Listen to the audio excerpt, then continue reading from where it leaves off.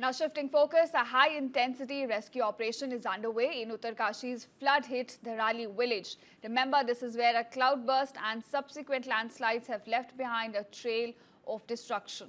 At least 35 residents from Harsil were airlifted on an IAF Chinook and have now landed safely at Dehradun's Jolly Grant Airport. Meanwhile, about 518 personnel from Indian Army, NDRF, SDRF, ITBP, local police and also civil administration are on the ground working round the clock to ensure that those who have been affected reach to a safer location. An additional 814 personnel remain on standby, ready to join the relief efforts if a need arises. In fact, according to our correspondent, clear weather has significantly boosted the pace of relief and rescue operations on the ground. But the situation remains critical. Multi-agency teams have been mobilized, including infantry, engineering units, dog squads, and also earth-moving teams. Now, when we talk about numbers, reports suggest that about 190 people have been rescued so far, including 70 civilians evacuated by air from remote areas using Chinook and Mi-17 helicopters. In fact, helicopters have also been delivering food and medical supplies to stranded pilgrims and villages across the Gangotri and other cut-off areas. Remember, it's not just one landslide, multiple landslides hit the Uttarkashi area, due to which a lot of area remains cut off. However, in some areas, tough terrain and poor connectivity continue to hamper rescue efforts. Visuals on your screen showing you the rescue efforts taking place. And as I mentioned before, multiple landslides have blocked roads and disrupted communication lines along the stretch.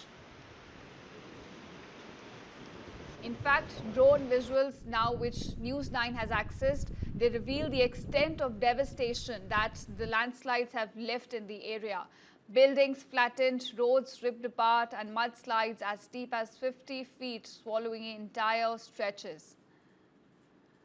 In fact, in parts of Dharali, homes, guest houses and markets, they've been completely wiped out, described by survivors as collapsing like a deck of cards. Visuals on your screen showing you the extent of devastation. And viewers, this is exactly the moment when the landslide hit the Dharali village, sweeping away guest house and the restaurants, the hotels, anything basically that came in its way.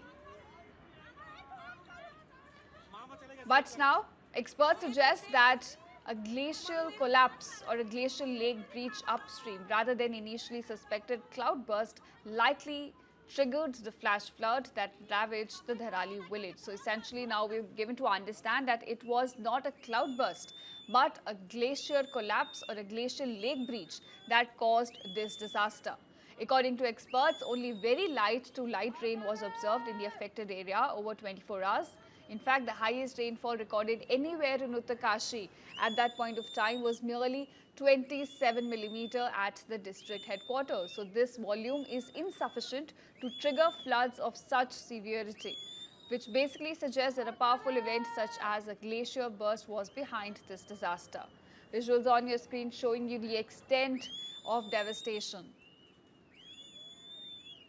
In fact, at this point, the Border Road Organization has launched a swift restoration operations across disaster-hit regions of Uttarakhand, where landslides and cloudbursts have wreaked havoc on key road networks. In fact, two critical axes, the Uttarkashi-Dharasu Gangotri stretch and the Joshi-Math Malari road, both have been severely impacted, cutting off access to multiple remote villages and pilgrimage routes. Remember, rescue operations and restoration work has been going on throughout. Meanwhile, Uttarakhand Chief Minister Pushkar Singh Dhami also visited the Matli helipad in Uttarkashi. He interacted with the rescued villagers, assured them of all state support, and also chaired a review meeting with senior NDRF, SDRF and district officials. Remember, they have been working on the ground. In fact, elsewhere in the state, Kedarnath Yatra in Rudraprayag district has been temporarily suspended due to heavy rainfall. Police and SDRF teams have been helping pilgrims to safely exit the blocked route between Gaurikund and Sonprayag. At the State Emergency Operations Center, Chief Secretary Anand Vardhan is also closely monitoring the developments.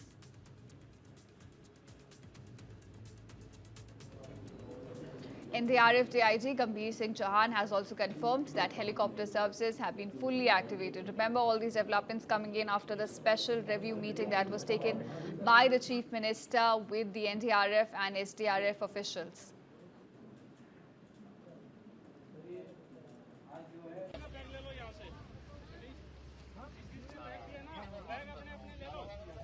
पूरा का पूरा क्षेत्र तबाह हो गया है और उसके कारण से जो भारी बादल फटे हैं, भारी बारिश हुई है। पूरी तरह से जो हमारे यहाँ की बिजली की लाइनें थी वो पूरी तरह से ध्वस्त हो गई। सड़क मार्ग पूरी तरह से लैंडस्लाइड की चपेट में आ गया है। कई सारे पुल आए हैं। 190 लोगों को उसी दिन तत्काल रेस्क्यू कर लिया गया था। कुछ को हरसिल की तरफ से और कुछ उसकी बाईं तरफ से वो लोग कैंपों में सुरक्षित लाए गए थे।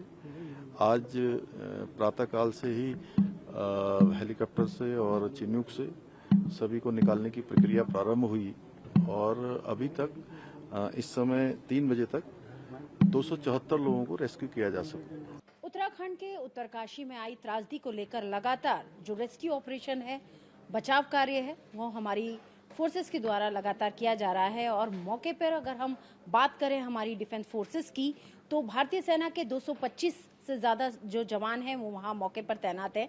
इसके अलावा आईटीबीपी की टीमें भी मौजूद हैं। इसको लेकर बात करने के लिए हमारे साथ जुड़ रहे हैं NDRF DIG operation Mohsin Saidi. Sir, आपका टीवी 9 पर स्वागत है।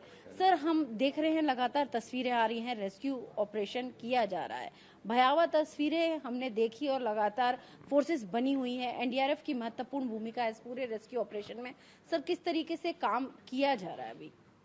देखिए, ग्राउंड जीरो में अभी एनडीआरएफ की 4 टीमें मौजूद हैं और जो खास अभी ऑपरेशन हो रहा है उसमें उसके 2 पहलू हैं। एक जो सर्च एंड रेस्क्यू ऑपरेशन हो रहा है उसमें खास तौर पर जो लोग मिसिंग हैं उनकी खोज हो रही है। उसके लिए मैनुअल सर्च भी हो रहा है जहां पर पिन पॉइंट इन्फॉर्मेशन हमें है और जो हैवी मशीनरी है वहाँ पर मौजूद है उसका भी वहाँ पर एम्प्लॉयमेंट हो रहा है। इसके अलावा जो गंगोत्री एक्सिस में जो लोग फंसे हैं उनको भी ज्वाइंट ऑपरेशन में उनको निकालने की कार्रवाई चल रही है। तो ये 2 महत्वपूर्ण ऑपरेशंस चल रहे हैं। इस पर आज चूँकि मौसम साफ़ है तो ऑपरेशन में जो है अभी गति आई है और हमें पूरी उम्मीद है कि अगले 2 दिन में भी मौसम साफ रहेगा और बेहतर ढंग से हम काम कर सकेंगे। सर, हम जो तस्वीरें देख रहे हैं उसमें देख रहे हैं कि जो चारों तरफ का जो रूट है उस एरिया तक पहुंचने का, हर्षिल तक पहुंचने का, तो वो जो सारा रूट है सर वो पूरा कनेक्टिविटी पूरी टूट गई है।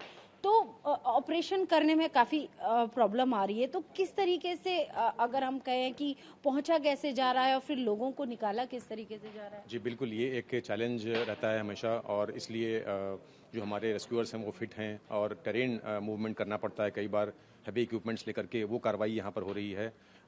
जितने भी इक्विपमेंट्स की ज़रूरत होती है, ड्रिलिंग मशीन है, कटिंग है, टूल्स है, इनका इस्तेमाल किया जा रहा है वहाँ पर। इसके अलावा कैडेवर डॉग्स भी वहाँ पर पहुँचाए गए हैं जिनका इस्तेमाल किया जाएगा और वो जो डेड बॉडीज़ अगर हैं तो उनको वो डेब्री के नीचे आइडेंटिफाई कर सकते हैं, उनका इस्तेमाल किया जा रहा है। हमारे सीनियर ऑफिसर्स खुद वहाँ पर मौजूद हैं, पूरी पैनी निगाह रखे हुए हैं। डीजी एनडीआरएफ अभी रवाना हुए हैं, वो भी वहाँ पर सिचुएशन को रिव्यू करेंगे।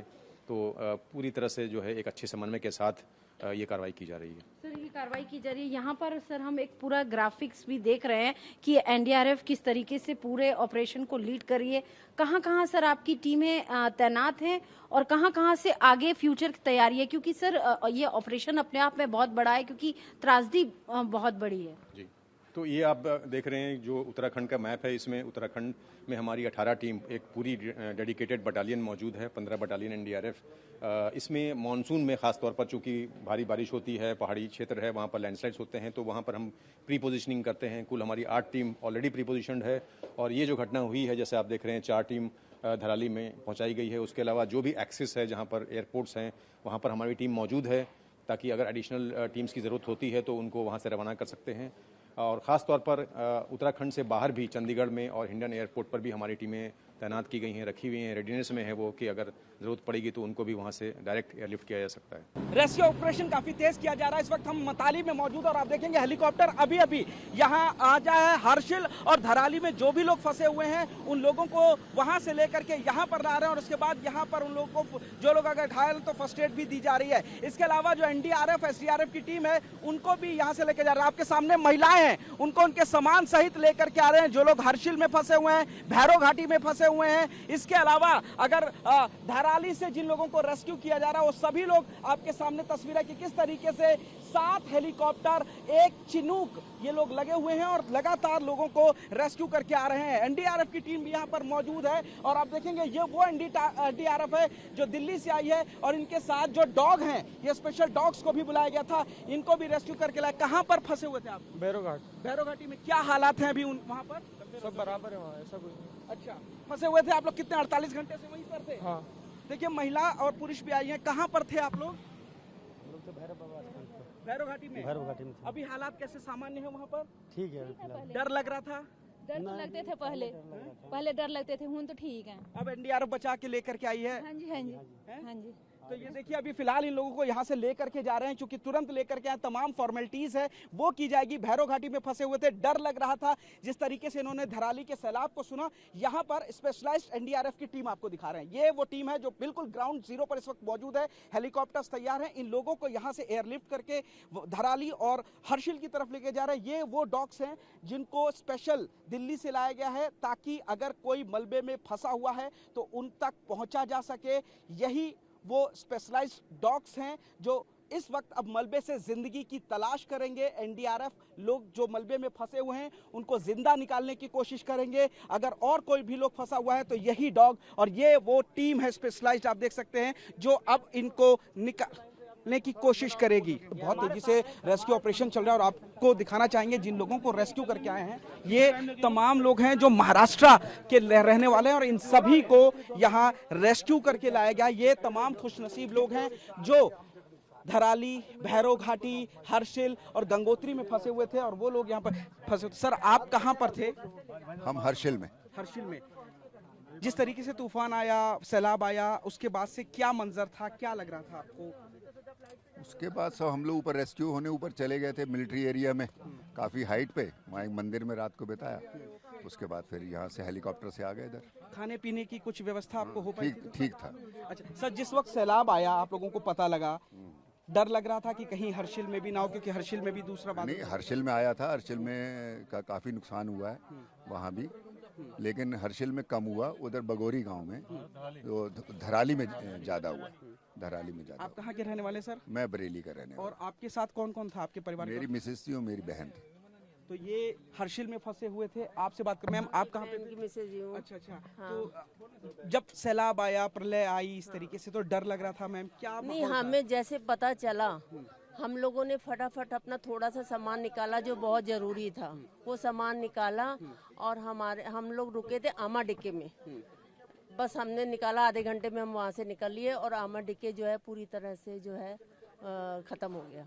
अच्छा, यानी कि आपके निकलने के आधे घंटे बाद ही यहाँ आमा डिक्के खत्म हो गया। ईश्वर का धन्यवाद किया होगा। बहुत बहुत धन्यवाद उनका। डर लग रहा था? डर इतना हमें टाइम नहीं मिला, बस हम जब आर्मी वाले में पहुँच गए तब हमारा डर जो है एकदम से खत्म हो गया कि अब आप सुरक्षित सेफ हो गए हम। अब क्या कहना चाहेंगी जब आपको सुरक्षित लेकर के आए हैं?